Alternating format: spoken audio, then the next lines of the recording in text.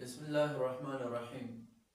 ګوره محترمو، کله چې موږ د مربع کیسونو نه فارغ شولو نو اوس دې پسې بحث د توابعو دی. نو توابعو کې له ټولو نه لومړنی چې کوم دی نو هغه بدل دی. اوس بدل څه ته وایي؟ نو دا هر هغه تابع دی چې په دې کې به زموږ مقصود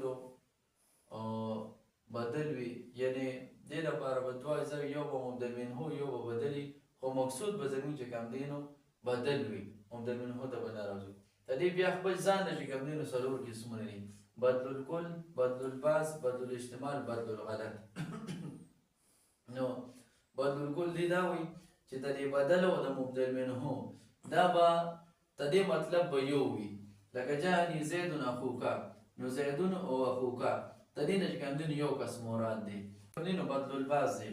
ګوره بدل البعض دې ته وایي چې دا بدل چې کوم دی دا به د مبدل منهو یو جز وي، یو حصه به وي.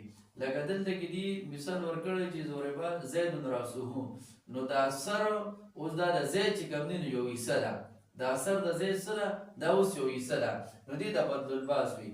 او بدل الاحتمال، بدل الاحتمال دې ته وایي چې د دې بدل به مبدل منهو سره یو قسم تعلق وي، لکه څنګه چې د دې زید سره د دې کپړو تعلق دی، یا چې کوم دی نو د زید مال دی او د دې مال ورسره تعلق دی، یا چې کوم دی د زید کتابونه دي او د دې کتابونو زید سره سره تعلق دی.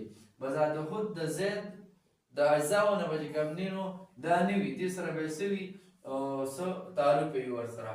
او څلورم نمبر چې کوم دی نو هغه بدل الغلط دی. بدل الغلط څه ته وایي؟ چې لکه موږ وایو راغی ماته زید نه جعفر، د غلطۍ نه پس چې کوم دی نو صحیح بیا هغه چې کوم دی نو وویل شي، سړی تلفظ کې غلط شي، نو هغې ته څه وایي؟ هغې ته چې کوم دی نو بدل الغلط وایي. ښه کله ماشوم په دې باندې پوه کړو نو د دې نه پس په دې بیا موږ څه ته راولو؟ دې به موږ ترکیب ته راولو.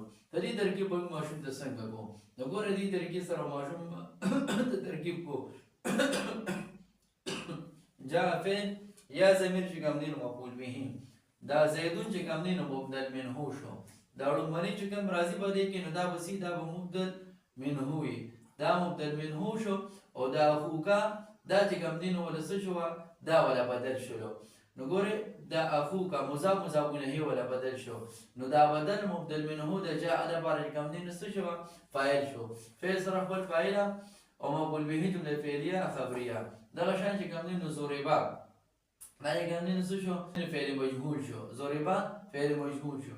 زیدون دا چې کوم دی نو مبدل منهو دی. او راسه مضاف مضاف الیه د دې لپاره کوم دی نو بدل شو.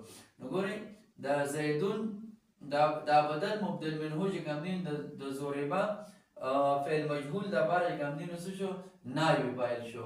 نائب فاعل سره خپل فعل مجهول جمله فعلیه خبریه. دغه شان ورته دا نور دا موږ ورپسې کوم دی نو دا جاءني زیدون جعفر والے ترکیب به ورته وکړو. لومړی مبدل منهو ورته جوړو، دویم به چې کوم دی نو ورته څه جوړو؟ بدل به ورته جوړو.